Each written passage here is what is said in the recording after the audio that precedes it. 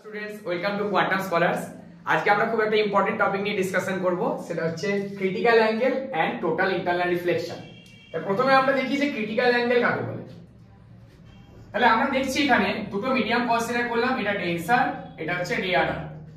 আমাদের একটা রে অফ লাইট যেটা ডেন্সার থেকে রেয়ারারের দিকে ইনসিডেন্ট হচ্ছে, সেটা ফ্রম ডেন্সার টু রেয়ারার মিডিয়াম ট্রাভেল করলে কি হয়, বেন্ডস অ্যাওয়ে ফ্রম দ্য নরমাল। তাহলে এখানে আমরা দেখছি যে এই রে অফ লাইটটা যখন ডেন্সার মিডিয়াম থেকে রেয়ারার মিডিয়ামে গেল, সেটা away from the normal bend করলো। এটা কিসের কারণের জন্য? রিফ্র্যাকশনের কারণের জন্য। এবার আমরা অ্যাঙ্গেল অফ ইনসিডেন্স যেটা রয়েছে, সেই অ্যাঙ্গেল অফ ইনসিডেন্সটাকে হালকা হালকা করে ইনক্রিজ করব।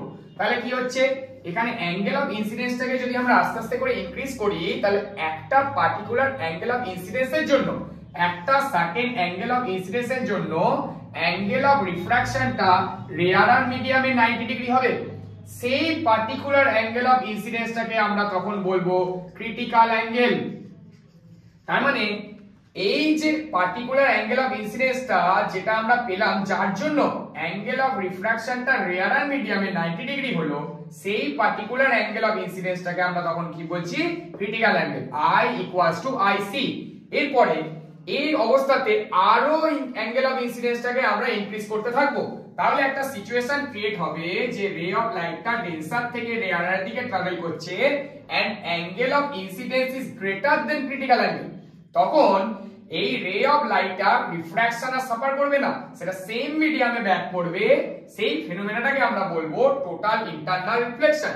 আমরা টোটাল ইন্টারনাল রিফ্লেকশনের জন্য দুটো কন্ডিশন আছে। নাম্বার 1, রে অফ লাইটটা ডেন্সার থেকে রেয়ারার মিডিয়ামের দিকে ট্রাভেল করবে, আর number 2, angle of incidence will be greater than critical angle. এই টোটাল ইন্টারনাল রিফ্লেকশনটা আমরা অপটিক্যাল ফাইবারসে ইউজ করি, কারণ অপটিক্যাল ফাইবারসে কোনো অ্যাবজর্পশন হয় না, 100% রিফ্লেকশনটা আমাদের কাজে লাগে।